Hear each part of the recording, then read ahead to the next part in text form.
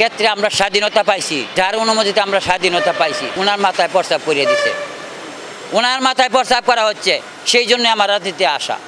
আর মনে করেন আমি কোনো দল আজকে যদি আল্লাহ না করুক, আজকে 2 বছর 3 বছর পর যদি শেখ হাসিনা কয় যে আপনার দায়িত্বটা নেন, আমি কখনো না, কোনো দিনও না, আমি কোনো টাকাও নিব না, আমি দায়িত্ব নিব না। আমার আশা একটাই, আমি রিয়াজ করছে যেদিন আমাদের সময় ভালো হবে, আমি রিয়াজ করছে একটা বক্তব্য দিব, রিয়াজ করছে একটা বক্তব্য দিয়া আমি ঢাকা থেকে হাঁটতে হাঁটতে নান্দাইল চলে যাব। এইটাই আমার আশা।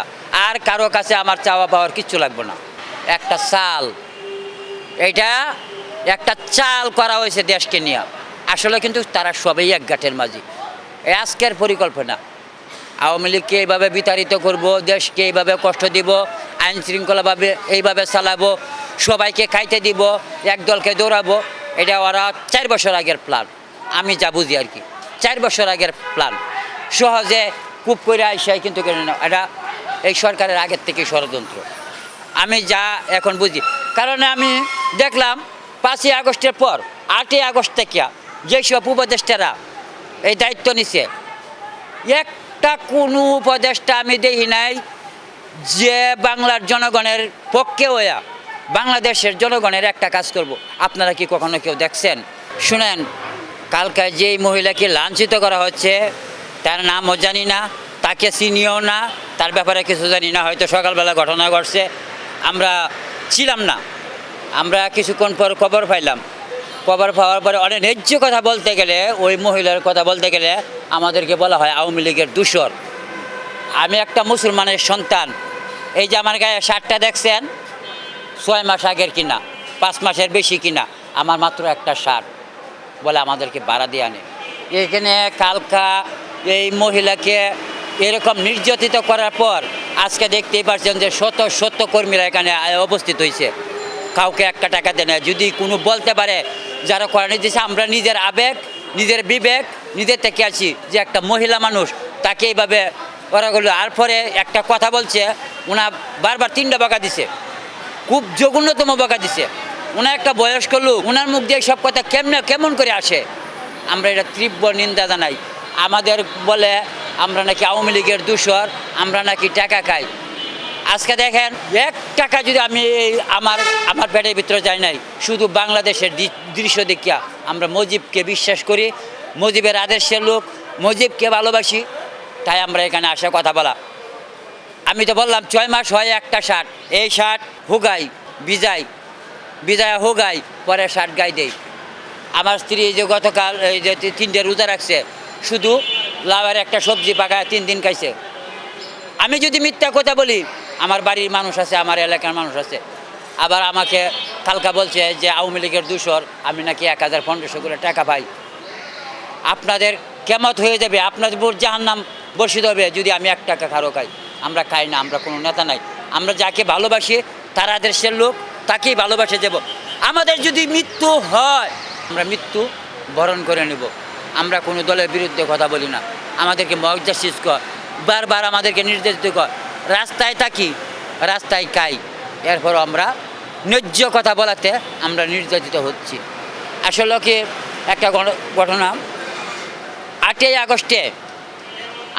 আগস্টে থেকে 5ই জানুয়ারি পর্যন্ত 24 আওয়ামী লীগের পার্টি অফিসে আমি প্রায় সময় ওই জায়গায় থাকতাম। কেন থাকতাম জানেন?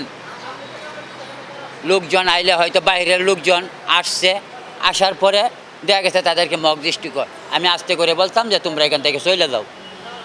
বলার পরে মনে করেন 1000 মানুষকে আমি মোবাইল নাম্বার দিলাম, একটা লোক আমাকে এই পর্যন্ত ফোন দেয় নাই, একটা লোক আমি এই পর্যন্ত ফোন দেয় নাই। তারপরেও বলে আমরা নাকি আওয়ামী লীগের দূষর।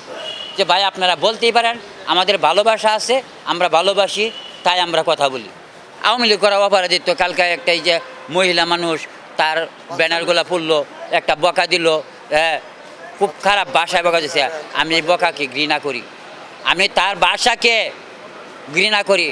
আর আপনি ভাইবেন না একজন আওয়ামী লীগের লোকদেরকে দূষর বলাতে, আগুন জ্বালায় দিতে আর একটা দল আপনাকে ভালোবাসবে। সেই দলের নেতা কখনো আপনাদেরকে ভালোবাসবে না। আজকে আমাদের উপর মগজাস্তি করেন, যাই কিছু করেন, নেতার হিসাব নেতার কাছে, আপনাদের মতো কর্মীদের কাছে ওই নেতা কখনো বরদাস্ত করবে না। আপনাদেরকে কর্মী দিয়া ওই নেতা চলে না, নেতাই চলে নেতার গতিতে। আর আপনারা করেন আমাদেরকে মক জাস্টিস, নেতার চাবি দিব আপনারা ভাবছেন, কখনো হবে না। কোনো নেতা বলে নাই যে ওকে মক জাস্টিস করো, ওকে মারো, ওর বাড়িতে আগুন দাও, এটাকে কখনো কোনো নেতা বলছে? কেউ বলে নাই।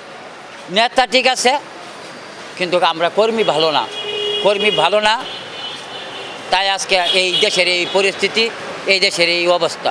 না, আমরা তো এরকম বাংলাদেশ আমি কখনো চাই না। আমি তো জীবনে রাজনীতি কি করি নাই। আমার রাজনীতিতে আসা একমাত্র কারণ হলো যে বাংলাদেশ স্বাধীন করছে, যার ক্ষেত্রে আমরা স্বাধীনতা পাইছি, যার অনুমতিতে আমরা স্বাধীনতা পাইছি, ওনার মাথায় প্রস্তাব করিয়ে দিছে, ওনার মাথায় প্রস্তাব করা হচ্ছে, সেই জন্য আমার রাজনীতিতে আসা। আর মনে করেন আমি কোনো দল আজকে যদি আল্লাহ না করুক, আজকে 2 বছর 3 বছর পর যদি শেখ হাসিনা কয় যে আপনার দায়িত্বটা নেন, আমি কখনো না, কোনো দিনও না, আমি কোনো টাকাও নিব না, আমি দায়িত্ব নিব না।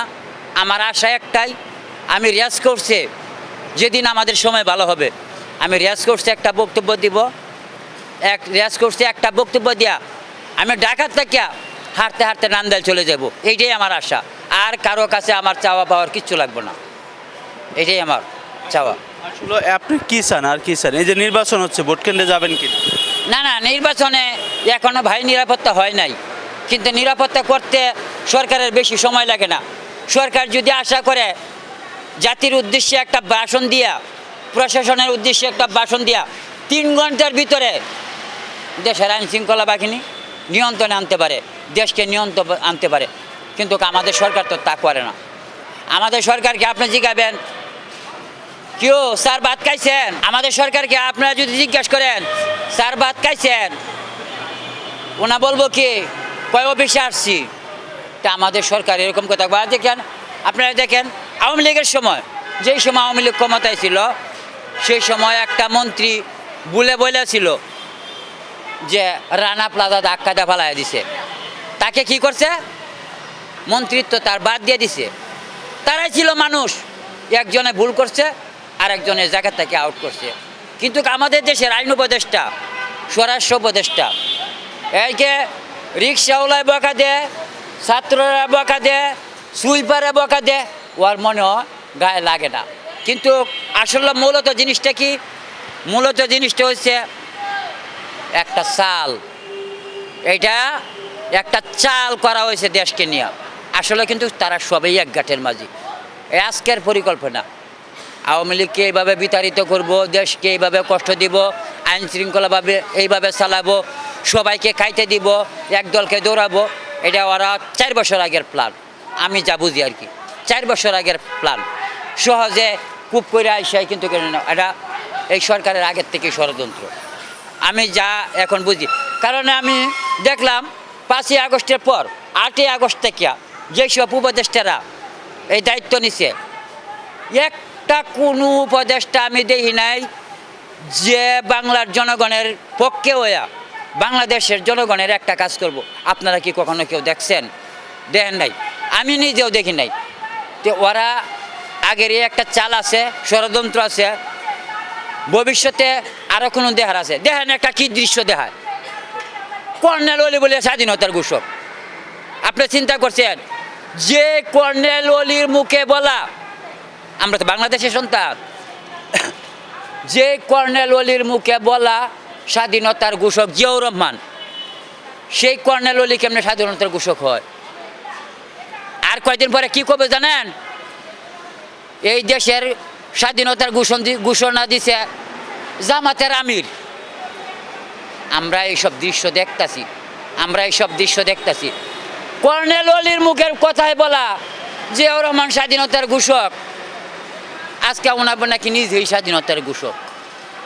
তা আমরা কি আরও দেখতে চাই? আমাদের এই বাংলাদেশের আমরা যারা আছি, দলবত নির্বিশেষে আমাদেরকে একতা হতে হবে, দেশকে বাঁচাতে হবে।